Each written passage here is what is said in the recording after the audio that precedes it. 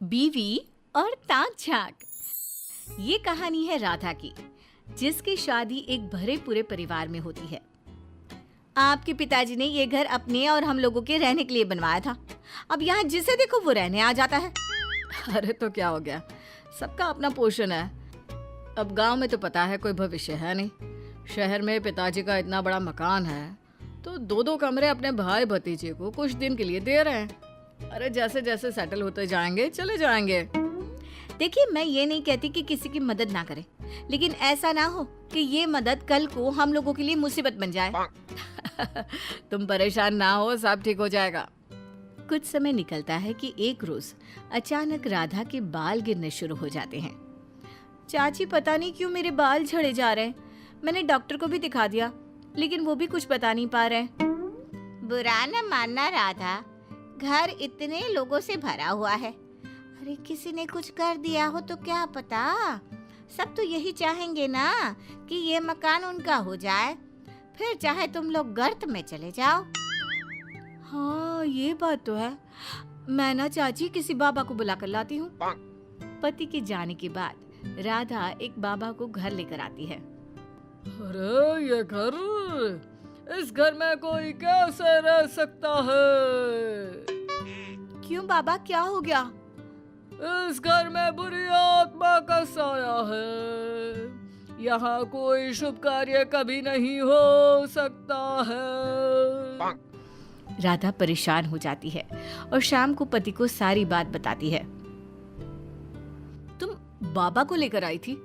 अरे राधा, क्या हो गया है? तुम तो पढ़ी लिखी हो। मेरे बाल लगातार झड़ रहे हैं, डॉक्टर भी नहीं समझ पा रहे कि क्या हुआ है। तो और क्या करती मैं? तुम इन लोगों को बोलो कि मेरा घर छोड़ के चले जाए। तभी वहाँ राजेश की चाची आती है। ये लो राधा, राजेश, मैंने इडली बनाई है, खा लो। वैसे तुम लोग अगर सहारा ना देते तो हमारा पप्पू कैसे पढ़ाई शहर में पूरी करता। हम लोगों के लिए तो तुम लोग ईश्वर की तरह हो। राधा तुरंत उन्हें झड़क देती है।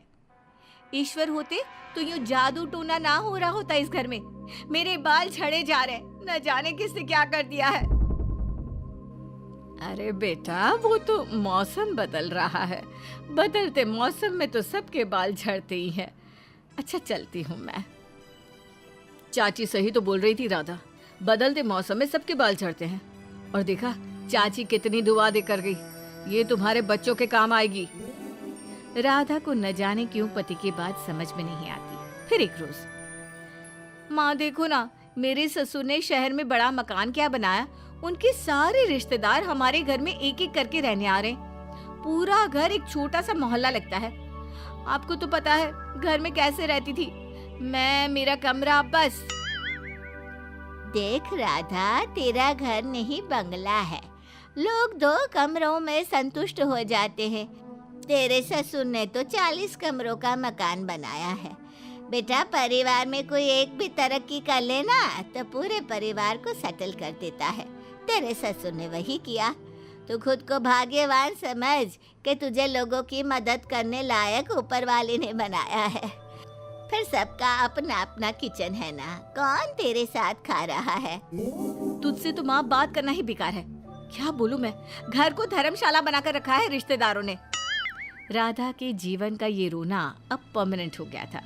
अब वो ना अपने बच्चों पर ध्यान देती ना खुद पर, बस सारा दिन ये देखती रहती कि कौन क्या कर रहा है। एक दिन, अरे राधा, क्या बात है? कम से कम खाना तो घर पर ठीक से बनाया करो। क्या सारा दिन किसके घर में क्या चल रहा है, इसी में दिमाग लगा कर रखती हो। अरे पता है, कल वो तुम्हारी ताई के जो बेटा बहू यहाँ रह रहे हैं ना, उनकी किचन से चिकन बनने की महक आ रही थी। मैंने कहा देखो, पता है कि राजेश को पसंद है, लेकिन ना जी ना, एक कटोरी भी ना देने आई। अरे ठीक है ना, चलो कोई बात नहीं, तुम खुद बना लेना। सोच तो रही हूँ। तभी राजेश की मामा की बहू आती है। राजेश भैया, ये लीजिए, मिठाई खाइए। भाभी आप भी। मेरे बेटी की नौकरी अमेरिका में लग गई है, हम लोग वहीं जा रहे हैं। आप लोगों ने इस घर में रहने दिया, सच में बहुत बड़ा एहसान था। आप लोग भी अमेरिका का प्रोग्राम बनाइएगा। राधा तो मानो इस खबर को सुनकर परेशान सी हो जाती है। अरे क्या हो गया राधा, तुम्हें खुशी नहीं हुई क्या? खुशी? मुझे अमेरिका बुला रही हैं। ये पूछो, मेरे घर में रहती थी लेकिन कभी मुझे अपने कमरे में भी नहीं बुलाया। नाना राधा कमरे में नहीं बुलाती थी कारण एक ही कमरा, उस पे भी बेटी की पढ़ाई चलती थी। टीवी तो मैंने कभी देखा ही नहीं इसकी पढ़ाई के कारण, और कमरे में लोगों को कैसे बुलाती। लेकिन सच कहूँ आज लगता है मेरी तपस्या सफल रही। अच्छा मैं चलती हूँ। उसके जाने के बाद बढ़िया आई, रहती तो मेरे घर में थी और मुझे ही नीचा दिखाने की कोशिश कर रही है। तभी राधा और राजेश का बेटा आता है। क्या कुशल, कैसी चल रही है नौकरी? कैसी नौकरी पापा, फिर छूट गई नौकरी। अरे करम जले, वो मीना बुआ का बेटा है ना, अमेरिका में लगी है नौकरी। तो माँ कभी मीना बुआ की मेहनत देखी है बेटे के लिए? जान लगा दी थी उसने पढ़ाने में, तूने क्या किया? ट्यूशन लगाकर फ्री। उसकी पढ़ाई भी शहर के बेस्ट स्कूल की है, और तूने कहाँ पढ़ाया मुझे, याद है ना? सारा दिन तो तू लोगों के घरों में झांका करती है, सब पर एहसान चढ़ाया करती। राजेश को बेटे की बात सुनकर गुस्सा आ जाता है। ऐसे बात नहीं करते माँ से, जाओ अंदर। बेटे के अंदर जाने के बाद, बस ये बात तो सही कह रहा है राधा। राधा कुछ कहती उससे पहले ही उन लोगों की एक और रिश्तेदार आ जाती है। राजेश, राधा कैसे हो? वो क्या है ना, मेरे बेटे की शादी है। शादी के बाद परिवार बढ़ेगा और 2 कमरे के मकान में गुजारा मुश्किल है। वैसे भी इस शहर में तुम लोगों के घर रहकर हम लोगों ने काफी तरक्की कर ली है, पर अब बड़ा घर ले रहे हैं। ये शादी का कार्ड, आना जरूर। अब कुशल की भी ना हम लोग बहुत जल्दी शादी करने वाले हैं, तो आप भी आइएगा पक्का। रिश्तेदार चली जाती है, लेकिन राधा को एहसास होता है कि वो सारा दिन सिर्फ एक ही समस्या को लेकर पूरी जिंदगी उसी के बारे में सोचती रह गई, जबकि वो और भी बहुत कुछ कर सकती थी। राधा भी अपने बेटे के लिए लड़के ढूंढना शुरू कर देती है, लेकिन लड़की का बाप कहता है, अरे कैसे कर दो शादी, बस घर बड़ा देखकर। पहले ये बताइए कि लड़का करता क्या है, कुछ करेगा तभी तो बड़ा घर चलेगा। बड़ा घर है, वो भी शहर में। अरे बहन जी, सब था फिर भी लड़के को नहीं बना पाई। क्या करती रही सारी जिंदगी। माफ कीजिए, हमें आपकी लड़की का रिश्ता मंजूर नहीं है। देखा, हम लोगों के घर में ही रहकर लोगों ने इस शहर का फायदा उठाया है, वहीं तुमने लोगों के घर ताक झांक करने के चक्कर में कुछ नहीं किया। सच्ची मुझसे बहुत बड़ी गलती हो गई।